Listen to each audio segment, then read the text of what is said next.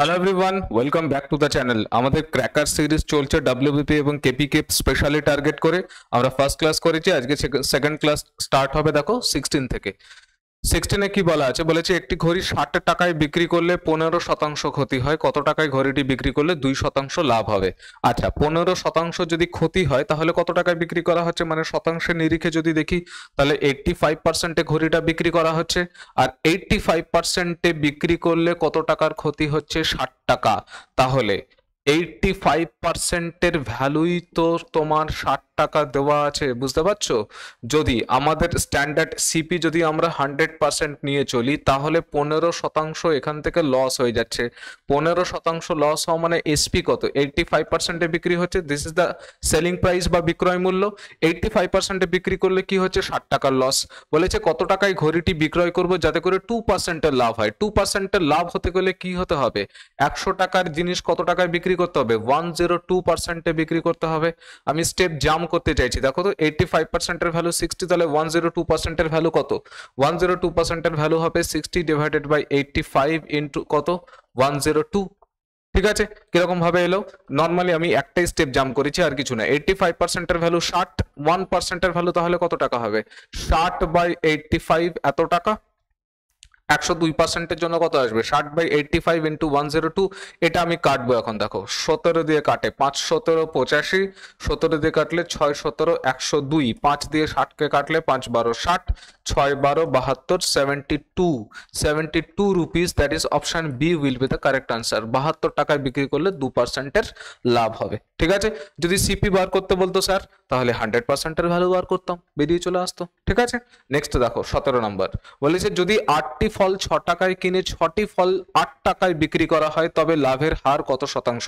আমরা টি20 সিরিজে এরকম প্রচুর অঙ্ক করেছি। আমরা প্রবাবলি আগের লাস্ট যে মানে ক্র্যাকার সিরিজের ফার্স্ট যে ক্লাস হয়েছে ম্যাথমেটিক্সের, সেখানেও খুব সম্ভব এরকম একটা অঙ্ক ছিল। আমরা বলেছিলাম 2 রকম 3 রকম, সব থেকে ভালো দুটো পদ্ধতি আছে, অনেক ভাবে করা যায়, সব থেকে ভালো দুটো পদ্ধতি আছে, এটা আমি বলেছিলাম। এর মধ্যে আজকে আমি একটাই পদ্ধতি নিয়ে আলোচনা করব, সেটা হচ্ছে গিয়ে ওই যেখানে 8টা ফল, দেখো একবার কোয়ান্টিটি এখানে কি আছে আর এখানে দাম কি আছে, মূল্য, ঠিক আছে, প্রাইস কি আছে। কোয়ান্টিটি কি বলেছে, 8টা ফল বিক্রি করা হচ্ছে 6 টাকায়। অপর প্রান্তে আরেক সাইডে আরেক ভাবে কি করা হচ্ছে, 6টা ফল সরি কিনে 8টা ফল 6 টাকায় কিনেছে, কিনে বিক্রি করছে কিরকম ভাবে, 6 টাকায় 8টা বিক্রি করা হচ্ছে, মানে 8 টাকায় 6টা। ঠিক আছে, এই জায়গাটা খুব সাংঘাতিক জায়গা। দেখো 8টা ফল কিনেছে 6 টাকায়, 8টা ফল 6 টাকায় কিনেছে, এটা ক্রয় মূল্য সিপির কথা বলা হচ্ছে, দিয়ে বিক্রি করছে 6টা ফল 8 টাকায়। এই যে 6খানা ফল আছে 8 টাকায় বিক্রি করা হচ্ছে, এটা কি, এটা হচ্ছে গিয়ে তোমার এসপি, আর এটা কি, এটা হচ্ছে গিয়ে তোমার সিপি। কেন এইভাবে কিনেছিল এরা। এবারে আমি বলেছিলাম কোয়ান্টিটি সমান সমান করাটা খুব দরকার, ঠিক আছে, আদারওয়াইজ আমি এখানে প্রাইসের রেশিওটা পাবো না ঠিকঠাক। ঠিক আছে, কোয়ান্টিটি সমান করার জন্য 8 আর 6 এর এলসিএম কত, 24। 8 আর 6 এর এলসিএম 24, তাহলে 8কে 24 বানাতে গেলে গুণ করতে হবে 3 দিয়ে, 6কে 24 বানাতে গেলে গুণ করতে হবে 4 দিয়ে। যেই মুহূর্তে আমি এখানে গুণ করে দেবো 3 8 এ 24, 3 6 18, এখানে কত টাকা হয়ে যাচ্ছে, আমার শুধু প্রাইসটা নিয়ে কনসার্ন আর অন্য কিছু নয়। 18 টাকা, তাহলে 18 টাকা কি হয়ে গেল, 18 টাকা হয়ে গেল তোমার সিপি, কারণ এটা সিপির কথা হচ্ছে। 4 6 24, 24টার মূল্য, বিক্রয় মূল্য কত হবে, 4 8 এ 32, তাহলে 32 টাকা তোমার কি হয়ে গেল, 32 টাকা হয়ে গেল এসপি। আমার শুধুই মাত্র সিপি আর এসপি নিয়ে কনসার্ন। এবার 18 টাকার জিনিস যদি 32 টাকায় বিক্রি করো, জিনিসগুলো সমান আছে, 3 8 এ 24, 4 6 24, ঠিক আছে। তাহলে এবার বলো 18 টাকার জিনিস যদি 32 টাকায় বিক্রি করো, লাভ হচ্ছে না লস হচ্ছে, স্যার লাভ হচ্ছে। কত টাকার লাভ হচ্ছে, 14 টাকার লাভ হচ্ছে এইখানটাতে। ঠিক আছে, তাহলে 14 টাকার লাভ কার উপরে, সিপির উপরে ক্যালকুলেট করি আমরা সবসময়। 18 টাকার উপরে পার্সেন্ট করবার জন্য কত, 100% গুণ। ঠিক আছে, আমি কত দিয়ে কাটে, 2 দিয়ে কাটে, 7 দুগুণে 14, 2 দিয়ে কাটলে 9 দুগুণে 18। তোমাদের আমি পার্সেন্টেজের বেসিকের মধ্যে করিয়েছিলাম, এটাকে ফ্র্যাকশনে কনভার্ট করতে পারবে তো, আশা করি করিয়েছিলাম পার্সেন্টেজের বেসিকে। কি এটা, এটা খেয়াল করে দেখো, 7 ইন্টু 1/9 ইন্টু 100%। 1/9 কে যদি পার্সেন্টেজে কনভার্ট করি তাহলে কত আসে, 11.11%। 11.11%কে যদি 7 দিয়ে গুণ করি তাহলে আসবে কত, 77.77%। ঠিক আছে, দেখো 1/9 মানে 11.11%, সেটাকে যদি 7 দিয়ে গুণ করি তাহলে 7 ইন্টু 11.11% মানে 77.77%, that is option C will be the correct answer. এটাকে ওই মিক্সড ফ্র্যাকশনে যদি রাখি তাহলে 77.7 এইটা হবে তোমার লাভ। বোঝা গেছে? নেক্সট দেখো, নেক্সট বলেছে 18 নম্বর, বর্তমানে পিতার বয়স পুত্রের বয়সের 5 গুণ। 8 বছর পরে পিতার বয়স পুত্রের বয়সের 3 গুণ হবে। পিতার বর্তমান বয়স কত? একদম সহজ অঙ্ক। এখানে আছে তোমার ফাদার, এইখানে আছে সান। আমরা সবার আগে ফাদার আর সানের মধ্যে কথা হচ্ছে, তাই এদের দুজনের মধ্যে আমরা রেশিও তৈরি করব। পিতার বয়স কি বলেছে? পুত্রের বয়সের 5 গুণ। তাহলে পুত্র যদি ভাই 1 ইউনিট হয় তাহলে পিতার বয়স কত? 5 ইউনিট। এটা কবেকার এজ? এটা হচ্ছে গিয়ে তোমার প্রেজেন্ট এজ। কে একজন আমাকে কমেন্ট সেকশনে বলছিল স্যার আপনার হাতের লেখা বুঝতে খুব অসুবিধা হচ্ছে। বেয়ার উইথ মি, কয়েকটা দিন একটুখানি দেখতে থাকো, আশা করি অভ্যাস হয়ে যাবে। একটু প্যাঁচানো লেখা আমার, কার্সিনোজেনিক টাইপের, ঠিক আছে? তো ঠিক আছে, অনেক কষ্ট করে এরকম হাতের লেখা পাওয়া যায়, ঠিক আছে? ওরকম সোজা সোজা করে তো সবাই লিখতে পারে, কষ্ট করে পাওয়া যায় এগুলো হাতের লেখা। তো একটু দেখে নাও, ম্যানেজ করে নাও। বলেছে 8 বছর পরে পিতার বয়স পুত্রের বয়সের 3 গুণ হবে। 8 বছর যদি এখান থেকে যাই, আফটার 8 ইয়ার্স, ঠিক আছে, এখানে একটা আফটার লিখে দিই, আফটার 8 ইয়ার্স, 8 বছর বাদে দুজনেরই বয়স 8 করে বাড়বে, অর্থাৎ ইউনিটও সমান সমান বাড়ার কথা। বেড়েছে কিনা সেটাই আমার দেখার ব্যাপার আছে। বলেছে 8 বছর বাদে পিতার বয়স পুত্রের বয়সের 3 গুণ হবে। তাহলে পিতার বয়স পুত্রের বয়সের 3 গুণ হওয়া মানে কি? পুত্র 1 ইউনিট হলে পিতা কত হবে? 3 ইউনিট, ঠিক আছে? এবারে দেখো, পিতার বয়স 5 ইউনিট থেকে তো বাড়েনি, উল্টে কমে 3 ইউনিট হয়ে বসে আছে। পুত্রের বয়স 1 ইউনিট, 1 ইউনিটই হয়ে বসে আছে। অথচ 8 বছর বাদে দুজনেরই বাড়ার কথা, এবং 8 বছরে তো দুজনেরই 8 করে বয়স বাড়বে, মানে 8 বছর করে বাড়বে এক একজনের, ঠিক আছে? 8 বছর করে যদি বাড়ে তাহলে ইউনিটেও আমার সমান সমান বাড়ার কথা, সেটা বাড়েনি। তাহলে এইখানটাতে রেশিওর মধ্যে ব্যালেন্স নেই। ব্যালেন্স করার পদ্ধতি কি? ব্যালেন্স করার পদ্ধতি হচ্ছে এই ওপরের ডিফারেন্স নিয়ে নিচেরটাকে গুণ, আর এই নিচের ডিফারেন্সটা নিয়ে ওপরে গুণ। 5 আর 1 এর ডিফারেন্স কত? 5 আর 1 এর ডিফারেন্স হচ্ছে 4, তাহলে এখানে আমরা 4 গুণ করব। 3 আর 1 এর ডিফারেন্স হচ্ছে 2, তাহলে ওপরে আমরা গুণ করে দেব 2। নিচের ডিফারেন্স নিয়ে ওপরে, ওপরের ডিফারেন্স নিয়ে নিচে। যদি এখানে যেমন 2 আর 4 আছে, 4 কিন্তু 2 এর মাল্টিপল, তাই আমরা কি করতে পারতাম, যেহেতু 2 আর 4 এর এলসিএম 4, তাহলে শুধুমাত্র এই ওপরেরটাকে 2 দিয়ে গুণ করলেই হতো। 2 আর 4 এর এলসিএম, হ্যাঁ, ওপরেরটাকে 2 দিয়ে গুণ করলেই হতো, নিচেরটাকে না করলেও হতো। তোমরা আপাতত এটাই করে চলো, ঠিক আছে? তাহলে সুবিধা হবে। এবার গুণ করার পরে রেশিও কি দাঁড়াবে আমি একবারে এখানে মুছে করে দিচ্ছি, ঠিক আছে? 5 দুগুণে 10, 2 একে 2, 5 দুগুণে 10, 2 একে 2। আর এখানে যদি 4 গুণ করি, তোমরা কিন্তু পজ করে গুণটা আলাদা করে করবে এখানে, ঠিক আছে? 3 4 এ 12, 4 একে 4, 3 4 এ 12, 4 একে 4। খেয়াল করে দেখো, ফাদার 2 ইউনিট বেড়েছে, আর সান যে আছে, পুত্র যে আছে, সেও 2 ইউনিট বেড়েছে। এখানে ইউনিটে কিন্তু সমান সমান ইনক্রিজমেন্ট হতে হবেই, কারণ 8 বছরে এক একজনের 8 বছর করেই বাড়বে। বোঝা গেছে? এটা মানে বয়সের অঙ্কের একটা সিম্পল কনসেপশন, যে সমান সময়ে সবার সমান সমান বাড়বে। আমার যদি 8 বছর বাড়ে তাহলে আমার ভাইয়েরও 8 বছরই বাড়বে। এরকম নয় যে আমার ভাই 9 বছর বেড়ে যাবে আর আমি 7 বছর বাড়বো, এরকম নয়, ঠিক আছে? চলো, তাহলে এই যে 2 ইউনিট বলা আছে এখানে বৃদ্ধি পেয়েছে, সেটাই খেয়াল করে দেখো। প্রেজেন্ট এজ থেকে এটা কবেকার কথা হচ্ছে? 8 বছরের পরের কথা হচ্ছে। তাহলে এখানে ডিফারেন্স কত? ইয়ারে, বছরে কতটা ডিফারেন্স? এখানে ডিফারেন্স বছরে তোমার 8 বছরের, 8 ইয়ার্সের, আর এই 2 ইউনিটের ভ্যালুই 8 বছর। ক্লিয়ার হয়েছে? এই 2 ইউনিট যেটা আছে সেটার ভ্যালু কত? 2 ইউনিটের ভ্যালু 8 বছর, 8 ইয়ার্স। জানতে চাইছে পিতার বর্তমান বয়স কত? পিতার বর্তমান বয়স কত? 10 ইউনিট, তাহলে 10 ইউনিটের ভ্যালু বার করতে হবে। 1 ইউনিটের ভ্যালু তাহলে কত? 4 বছর। তোমরা একবারে এখান থেকে 10 করতে পারতে, 5 দুগুণে 10, এখানে 5 8 এ 40, তাহলে 10 ইউনিটের ভ্যালু 4 ইন্টু 10, 4 10 এ 40 বছর। এইভাবেই ক্যালকুলেশন গুলোকে শর্ট করতে হয়। কিরকম? এই যে 2 ইউনিটের ভ্যালু 8, তাহলে এখান থেকে একবারে 5 গুণ করলে 10 ইউনিটের ভ্যালু পেয়ে যাব। 10 ইউনিটের ভ্যালু, এটাও তাহলে 5 গুণ হবে, 5 8 40 বছর হয়ে যেত। That is option C will be the correct answer. বোঝা গেছে? চলো নেক্সট দেখো, মুছে দিচ্ছি আমি এটাকে। ঠিক আছে, তোমরা পজ করে অঙ্ক সবার আগে নিজে ট্রাই করবে, যদি না বুঝতে পারো তখন আমার সলিউশন গুলো দেখবে, কিংবা নিজে সলভ করার পরেও সলিউশন গুলো দেখবে। হতে পারে যে তোমার থেকে ডিফার হচ্ছে, অনেক সময় তোমার হতে পারে যে আমার থেকে ভালো তুমি কি বলবো সলভ করে নিচ্ছ, তাহলে অবভিয়াসলি সেটাই করবে। অনেক সময় দেখতে হতে পারে এরকম যে আমি হয়তো বা ভালো একটা ওখানে মেথড বা পদ্ধতি ইন্ট্রোডিউস করে দিচ্ছি, তাহলে সেটা করার চেষ্টা করবে। ঠিক আছে, যেটা ভালো আছে সেটাই করার চেষ্টা করবে। নেক্সট 19 দেখো, বলেছে দুটি সংখ্যা তৃতীয় একটি সংখ্যা থেকে 20% এবং 25% কম, প্রথম সংখ্যা থেকে দ্বিতীয় সংখ্যাটি কত শতাংশ কম? সহজ অঙ্ক। তিনটে সংখ্যা আছে টোটাল, প্রথম সংখ্যা, দ্বিতীয় সংখ্যা, তৃতীয় সংখ্যা। আমি আগে এই সংখ্যাগুলোকে লিখছি। এটা গেল তোমার প্রথম সংখ্যা, এই হচ্ছে গিয়ে তোমার দ্বিতীয় সংখ্যা, আর এই হচ্ছে গিয়ে তৃতীয় সংখ্যা। ঠিক আছে, তৃতীয় সংখ্যা থেকে প্রথম আর দ্বিতীয়টা 20% আর 25% কম। তৃতীয়টাকে যদি আমরা 100 ধরি, তাহলে প্রথমটা 20% কম, মানে কত হবে? 80 হবে।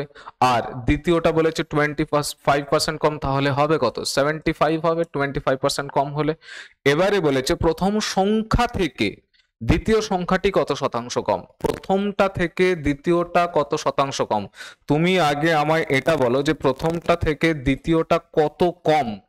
নর্মালি কত কম? প্রথমটা থেকে দ্বিতীয়টা তো 5 ইউনিট কম। প্রথমটা থেকে দ্বিতীয়টা 5 ইউনিট কম। কার থেকে?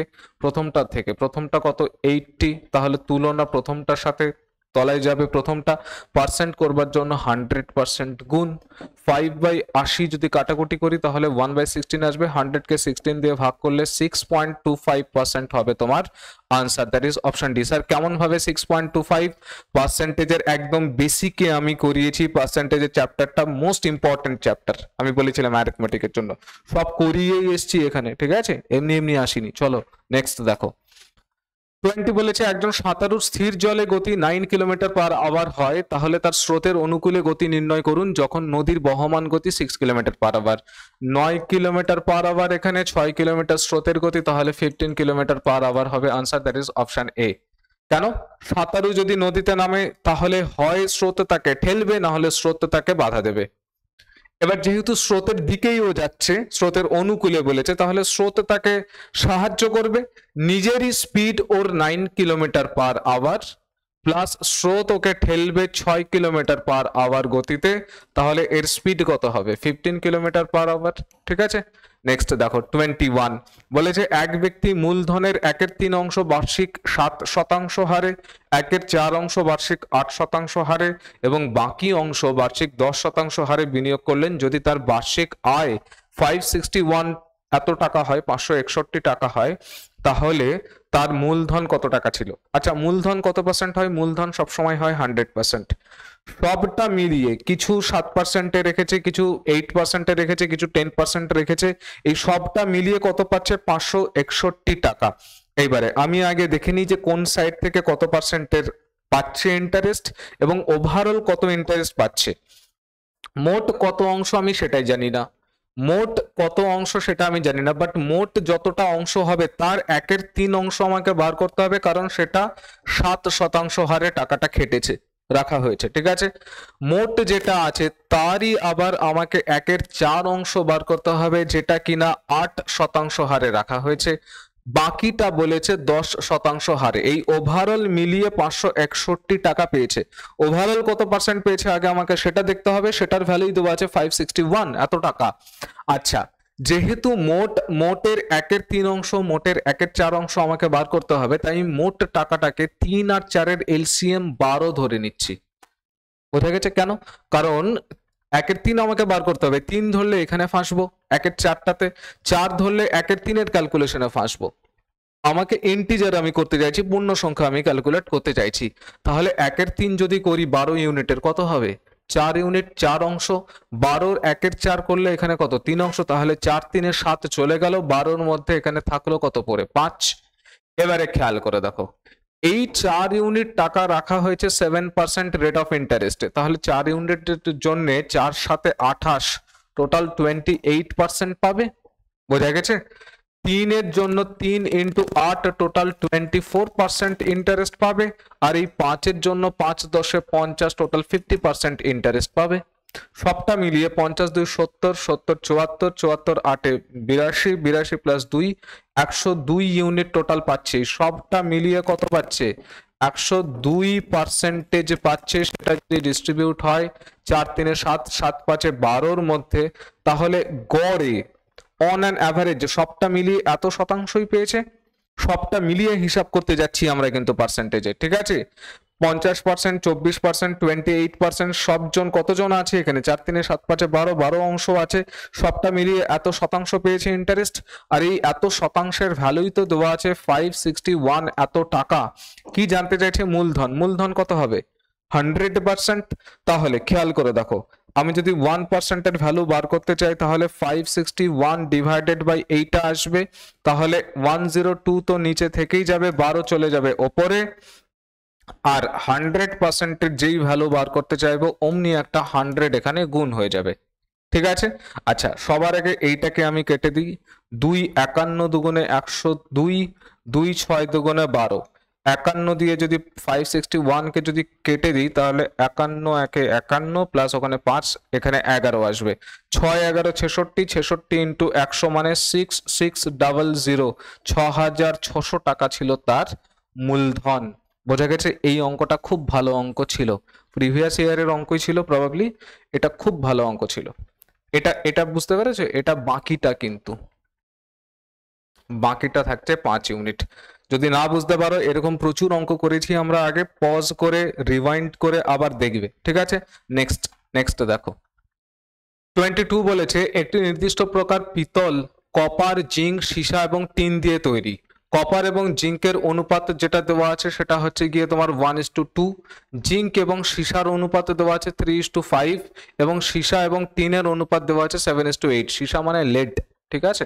আচ্ছা, আমরা লিখছি তাহলে। পিতল আছে, পিতলের মধ্যে কপার আর জিঙ্কের যেটা রেশিও দেওয়া আছে, আমি বাংলাতেই লিখছি তাহলে তোমাদের বুঝতে সুবিধা হবে। ওরে বাবা, কপার লিখতে চাইছিলাম, কপর হয়ে গেছে। হ্যাঁ, ঠিক আছে, চলো।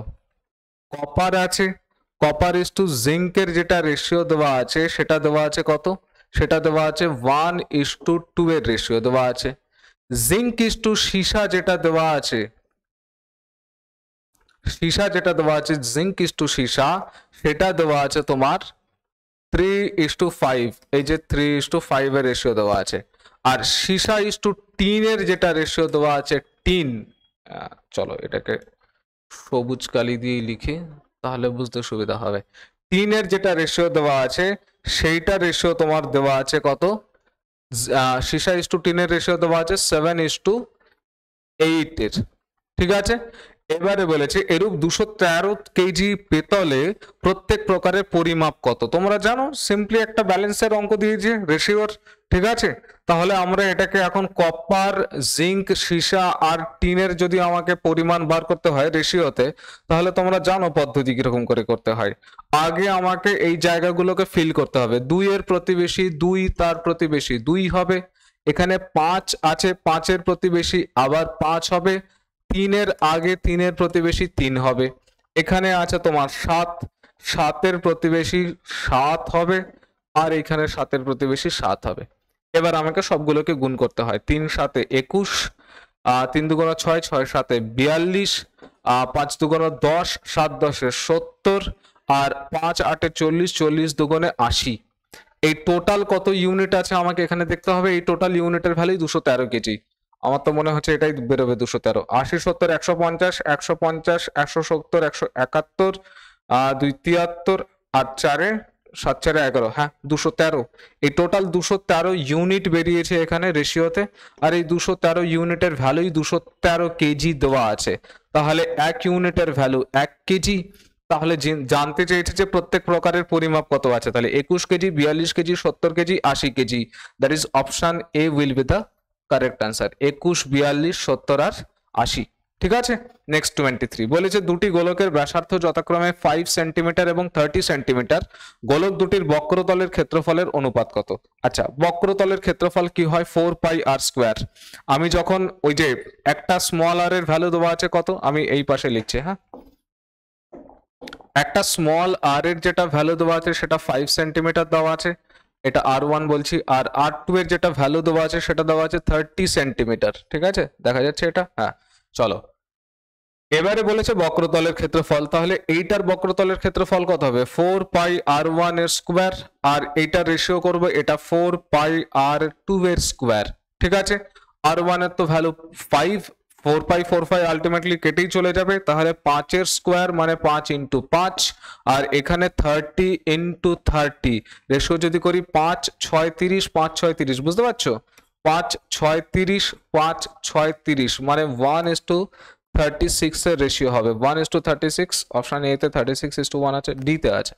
চলো, অপশন ডি হচ্ছে তোমার কারেক্ট অ্যান্সার। ঠিক আছে, নেক্সট দেখো 24 বলেছে কিছু পরিমাণ টাকা সরল সুদে ঋণ নিলে 2 বছরের জন্য 720 টাকা এবং তারপর আরো 5 বছরের জন্য 1020 টাকা যথাক্রমে সুদ আসল হলে, সুদ আসল মানে ওর মধ্যে প্রিন্সিপালও আছে, ওর মধ্যে ইন্টারেস্টও আছে, সুদ প্লাস আসল। ঠিক আছে, শতকরা বার্ষিক সুদের হার কত?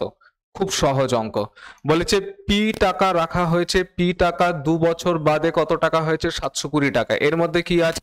এর মধ্যে প্রিন্সিপাল প্লাস ইন্টারেস্ট দুটোই আছে। ঠিক আছে, এটা 2 বছর বাদে হয়েছে, এর মধ্যে প্রিন্সিপাল প্লাস ইন্টারেস্ট দুটোই আছে। বলেছে আরো 5 বছরের জন্য 1020 টাকা হচ্ছে, আরো 5 বছর মানে এইখান থেকে আরো 5 ইয়ার্স যাচ্ছে, এখান থেকে আরো 5 ইয়ার্স, সেই 5 ইয়ার্স বাদে কত টাকা হয়েছে? 1020 টাকা হয়েছে। আচ্ছা, তুমি আমায় বলো, সিম্পল ইন্টারেস্টে তো প্রিন্সিপাল অলওয়েজ ফিক্সড থাকে, প্রিন্সিপালের মধ্যে কোনো চেঞ্জেস হয় না। 720 টাকার মধ্যেও সুদ আসল আছে, 1020 টাকার মধ্যেও সুদ আসল আছে, বাট 720 টাকা থেকে 1020 টাকা কেন হলো? স্যার ইন্টারেস্ট এসে ঢুকেছে। সহজ হিসাব, কত টাকা ইন্টারেস্ট ঢুকেছে? 720 টাকা থেকে 1020 পর্যন্ত যে রাস্তা আছে সেটা কত টাকা? 300 টাকার এখানে গল্প হচ্ছে। 300 টাকা ইন্টারেস্ট কত বছরে ঢুকেছে? স্যার 5 বছরে ঢুকেছে। তাহলে 300 টাকা যদি 5 বছরে ঢোকে, তাহলে এক এক বছরে 60 টাকা করে কি ইন্টারেস্ট পেয়েছো? হ্যাঁ স্যার, 60 টাকায় তো ইন্টারেস্ট হচ্ছে। তাহলে এক বছরে যদি 60 টাকা ইন্টারেস্ট হয়, এখানে 2 বছরে কত টাকা ইন্টারেস্ট হয়েছে? স্যার এখানে তো 2 বছরে অবভিয়াসলি 60 ইন্টু 2 মানে 120, 120 টাকা ইন্টারেস্ট ঢুকেছে। তার মানে 720 টাকার মধ্যে 120 টাকা ইন্টারেস্ট হলে প্রিন্সিপাল কত ছিল? স্যার প্রিন্সিপাল তো অবভিয়াসলি 600 টাকা ছিল। এটাই বোঝাতে চাইছিলেন এতক্ষণ ধরে, অবভিয়াসলি তাই বলতে চাইছিলাম। ঠিক আছে, 600 টাকা প্রিন্সিপাল তুমি পেয়ে গেছো। এবার I ইকুয়ালস টু PRT/100 দিয়ে তোমরা করতে পারো, একটা পদ্ধতি এটা, কিংবা সহজ পদ্ধতি হচ্ছে 1 বছরে 60 টাকা ঢুকেছে, কত টাকার উপরে? 600 টাকার উপরে। 60 টাকা এক এক বছরে, 60 টাকা ঢুকছে এক বছরে 600 টাকার উপরে, রেট অফ ইন্টারেস্টের জন্য 100% গুণ করে দেবো, এমনি হয়ে যাবে 0 0 6 10 60, 10 10 100, অর্থাৎ 10% রেট অফ ইন্টারেস্ট। এটা যদি অনেকের ভালো না লাগে, স্যার I ইকুয়ালস টু PRT/100টা দিয়ে একবার দেখান না। দু রকম ভাবে তোমরা করতে পারো। যদি 120 টাকা ইন্টারেস্ট ধরো ক্যাপিটাল I এর ভ্যালু, তাহলে 120 টাকা হয়েছে কিন্তু 2 বছরে। I ইকুয়ালস টু PRT/100, এখানেও দুখানা ক্যালকুলেশন হবে যদি তোমরা মানে অ্যাকচুয়ালি করতে চাও। আমি সবটাই ডিটেলসেই দেখিয়ে দিই। 120 টাকা যদি ইন্টারেস্ট ক্যালকুলেট আমি করি, প্রিন্সিপাল তো 600 টাকায়, রেট অফ ইন্টারেস্ট আমাকে বার করতে হবে টি কত, তাহলে কত টাকা? 120 টাকা কত বছরে হয়েছে? 2 বছরে।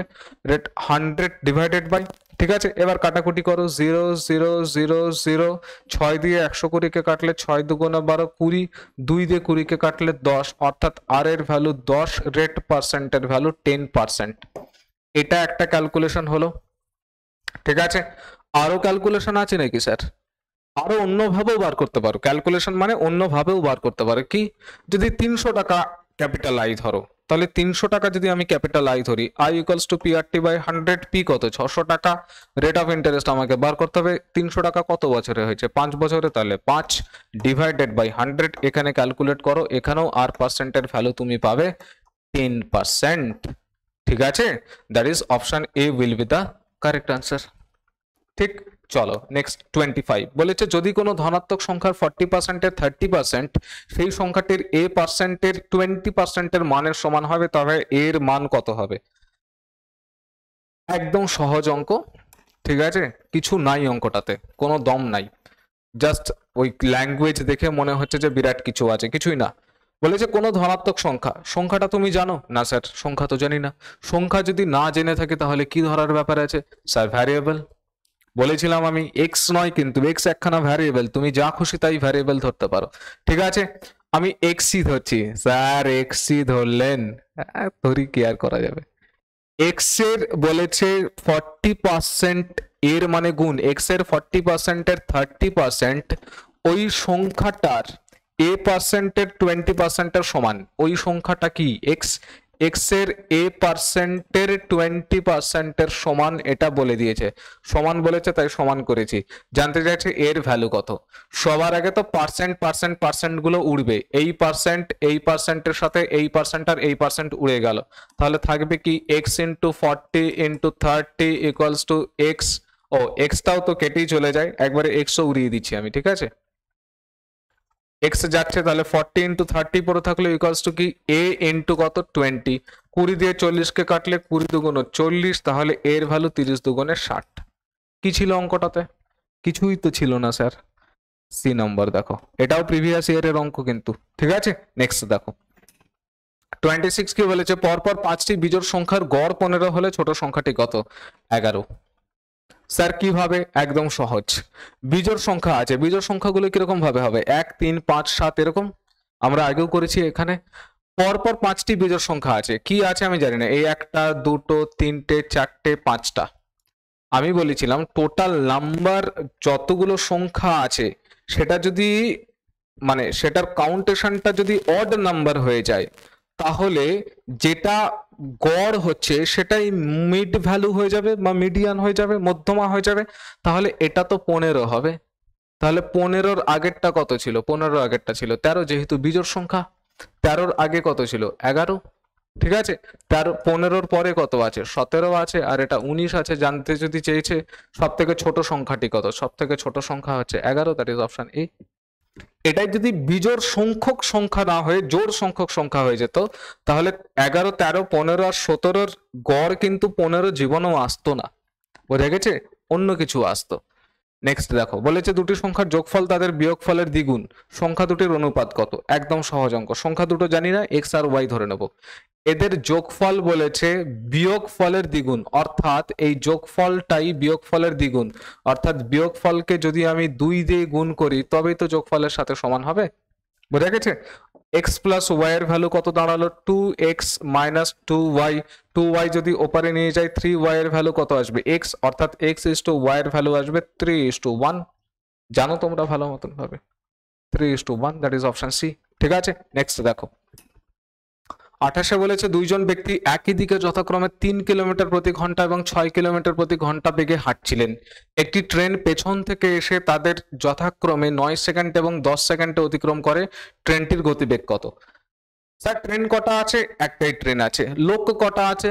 লোক আছে দুটো। এই ধরো আছে ট্রেন, সেই ট্রেনটা যাচ্ছে এই দিকটাতে, এই দিকটাতে দুটো লোক হেঁটে যাচ্ছে পরপর, এই একটা লোক ধরো, এই একটা লোক, ভাই আর্টিস্ট নয় আমি তাই আঁকাতে পারছি না, সরি ফর দ্যাট। এই লোকটার গতিবেগ কত বলেছে? 3 কিলোমিটার পার আওয়ার, আর এটার বলেছে 6 কিলোমিটার পার আওয়ার। এদের দুজনকে ট্রেনটা ক্রস করছে, ঠিক আছে, কোন গতিবেগে? ভি গতিবেগে, কারণ ট্রেনের গতিবেগ সম্পর্কে কিছু বলেনি। এবারে বলেছে যদি 9 সেকেন্ড সময় লাগে, এইটাকে ক্রস করতে সময় কত লাগছে? 9 সেকেন্ড। আর এই মানুষটাকে অতিক্রম করতে সময় কত লাগছে? 10 সেকেন্ড। তাহলে জানতে চাইছে ট্রেনটির গতিবেগ কত। আমাদের একটাই মাত্র সূত্র আছে, একটাই সূত্র কাজে লাগে ওখানে, conception, distance equal to speed into time. আমি ট্রেনের লেন্থ কত জানি না, এল ধরে নিচ্ছি। তাহলে একটা মানুষকে ক্রস করা মানে কি? ট্রেন নিজেরই লেন্থকে ক্রস করছে। ট্রেন যদি নিজের লেন্থকে ক্রস করে তাহলে আমি বলতে পারি ডিস্টেন্স যেটা কিনা এল, distance equal to speed into time. একবার লিখে দিচ্ছি, distance equal to speed into time distance কাকে ক্রস করা হচ্ছে, নিজেরই লেন্থ এল। স্পিড কি আছে, স্পিড রেলের তো আছে ভি, আর এই পার্সনের আছে, প্রথম পার্সনের আছে 3 কিলোমিটার পার আওয়ার। তাহলে যেহেতু সেম ডিরেকশনে স্পিড মাইনাস হয় তোমরা জানো। টাইম কত লাগছে, টাইম লাগছে 9 সেকেন্ড, সেকেন্ডকে আমি আওয়ারে কনভার্ট করব, তাই 3600 সেকেন্ডে দিয়ে ভাগ করছি, এটা 1 নম্বর। 2 নম্বর কি বলা আছে, এই ট্রেনটাই যদি যখন এই লোকটাকে ক্রস করতে যাচ্ছে, ঠিক আছে, তখন এল ইকুয়ালস টু কি হচ্ছে, ভি মাইনাস 6। কেন, কারণ এই লোকটার speed 6 kilometre per hour, into কত সময় লাগছে 10 সেকেন্ড, ডিভাইডেড বাই কত 3600, এটা 2 নম্বর। দেখো লেফট হ্যান্ড সাইড সমান, তাহলে রাইট হ্যান্ড সাইড সমান হবে, দুটোই এল এর ভ্যালু, অর্থাৎ এই দুটো ইকুয়াল হবে। আমাদের এই ক্যালকুলেশনটা না মাইন্ডে করার ব্যাপার ছিল, আমি যদি অফলাইন ক্লাসে করাতাম তাহলে আমি এই ক্যালকুলেশনটা করাতামই না, এটা লিখতামই না, ডিরেক্ট আমরা এটা ইকুয়ালস টু এটা লিখে দিতাম, ঠিক আছে, এবং সেটাই তোমরা করার চেষ্টা করবে। আমি ওপরেরটাকে এবার, চলো থাক, ওটা থাক, এখানেই দেখাই। তাহলে ভি মাইনাস 3 ইন্টু, দেখো তো যখন 9/3600 লিখবো আর এপাশে যখন 10/3600 আসবে, এইটা তো কেটে যাবে, তাহলে একবারে আমি লিখে দিচ্ছি 9 ইকুয়ালস টু কত, ভি মাইনাস 6 ইন্টু 10। স্যার 3600 গুলো কোথায় হাওয়া হয়ে গেল, এখানে তলায় 3600, এখানে তলায় 3600, আলটিমেটলি তো কাটাই চলে যাবে, বুঝতে পারছো, সেই জন্য আমি হাওয়া করে দিয়েছি একবারে। যদি একবারে মাল্টিপ্লিকেশন করে দিই, 9v মাইনাস 27 ইকুয়ালস টু কত, 10v মাইনাস 6×10 = 60।